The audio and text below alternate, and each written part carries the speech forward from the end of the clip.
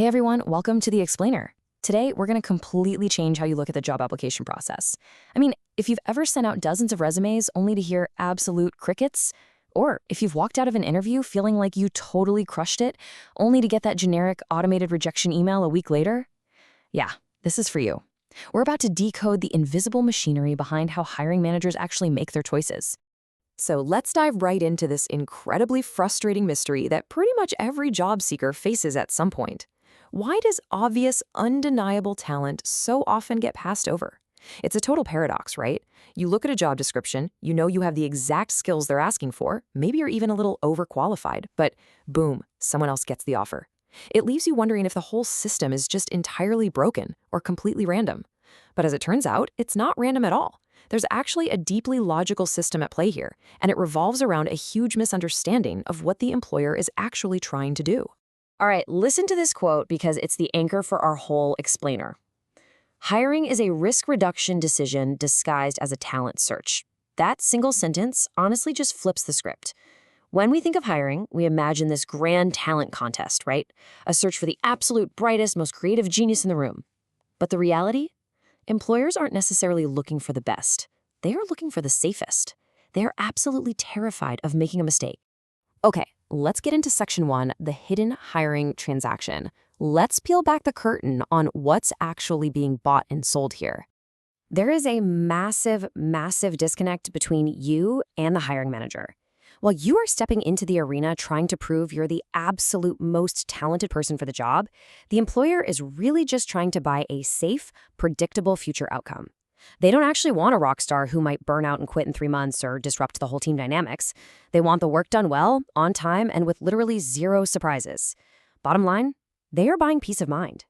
Think of it like trying to choose a vendor in a bustling, chaotic marketplace. Picture Karachi's famous Sadr market. You're walking through, looking at all these items on display. Now, your resume, that's just the item sitting on the table. But when you finally hand over your hard-earned money, you aren't just buying the item itself. You don't just want the shiniest thing, you want to know the seller isn't going to disappear if it breaks tomorrow. You're deciding if they look reliable. The real purchase is all about trust and expected payoff. Moving right along to section 2, decoding the employer's logic. Now that we know they're buying safety, how exactly do they make their picks? Well, since employers obviously cannot see the future, they have to rely heavily on signals. A company never actually gets to see the future version of you at work. They can't know for sure if you'll be reliable on a crazy, stressful Monday morning. So what do? They look for visible clues that suggest invisible qualities. Things like your past experience, your job stability, or even your attention to detail and how you formatted your resume. It's exactly like judging whether a piece of fruit is ripe by its color and smell. Neither of those things is the actual flavor, right? But they help you guess the outcome. And you have to remember, selection is a comparison game. People so often treat job applications like a school test, where hitting a 95% guarantees you an A, but hiring does not happen in a vacuum. It's way more like picking one book from a shelf of very, very similar books. The best choice depends entirely on what else happens to be sitting on that shelf.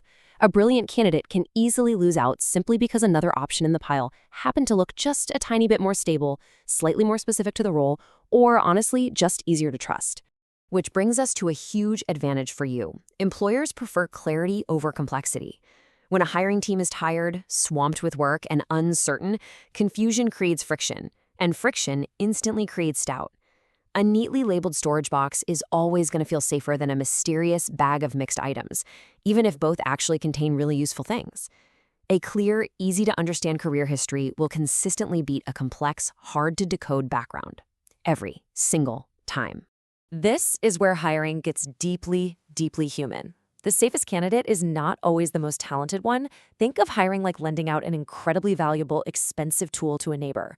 You don't necessarily ask yourself, who's going to use this tool in the most creative, groundbreaking way? No. You ask, who is absolutely guaranteed to return it to me in one piece, on time, without causing me a massive headache?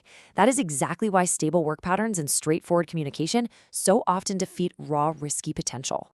Take a look at how this maps out. There's a massive translation happening here. When an employer looks at the resume column, what they are really asking is the risk column. Does this person seem relevant? Does this career path look stable? Each fact on your page isn't just a fact. It's a specific signal helping them make one ultimate judgment. How risky is this choice? All right, let's hit section 3, how decisions get built. Because a hire is never just a single yes. It's really a sequence of yeses built over time. Think of the process like constructing a bridge. No single bolt proves the entire bridge is safe. Safety comes from the whole structure, and every single stage must feel completely secure before the hiring manager is willing to add that next layer of trust. If a candidate fails at any layer, the bridge collapses, even if they're super strong everywhere else. So it starts with screening. Now, screening is not about finding the winner. It's about shrinking a massive pile of unknowns down into a much smaller pile of believable options. Imagine having a huge basket of keys, and you need to unlock a door. You don't carefully test every single key, right? First, you just quickly toss out all the keys that obviously don't fit the shape of the lock. That's screening. You're getting from many to few by filtering out obvious mismatch and uncertainty. Once you survive that initial key tossing phase, you enter shortlisting. Here, the question changes. The employer isn't just asking if you're eligible anymore, they are asking if you're credible. Credibility totally takes over here. They're looking for a coherent story. Do the facts actually fit together? Does your past role logically lead to this new opportunity? A scattered, messy story creates hesitation. And trust me, hesitation makes it virtually impossible for a reviewer to champion your application. And then we arrive at the interviews. A lot of people mistakenly think interviews are just fact-finding missions to gather a bit more info. They absolutely aren't. They are the ultimate trust tests. They are artificial pressure cookers designed to see if the employer's confidence in you holds up in a real-time conversation. Your tone suddenly becomes visible, your thinking under pressure becomes audible. It's all about turning your hidden qualities into direct evidence to see if you stay grounded when it really counts. So looking at the entire journey, you can see the employer is systematically stripping away different types of uncertainty at every single stage. Screening removes obvious mismatch. Shortlisting removes unclear fit. Interviewing removes doubt about your credibility. And that final choice, it removes the ultimate risk, the risk of regret. It's the exact same fundamental concern, just dealt with at deeper and deeper layers. Finally, section 4, thinking like a manager. This is where you gain some real leverage. This is the ultimate identity shift for you as an applicant. You are no longer playing guessing games about what an employer likes or trying to sound as overwhelmingly impressive as humanly possible. You are actively diagnosing your own application by asking one highly specific question. Does this detail reduce their risk, or does it add to it? Once you look through this lens, everything makes sense. You instantly understand why a clear, simple profile crushes a vague, boastful one, and why consistency builds trust infinitely faster than hype. As we wrap up this explainer, I want you to go look at your own profile through this brand new lens. Seriously, stop asking if your resume makes you look like a one-of-a-kind genius. Instead, ask yourself this: if hiring is just one elaborate, high-stakes test of trust, are you presenting yourself as a wild, unpredictable gamble, or are you the undeniable, safest bet in the room? Think about that before you hit submit on your next application.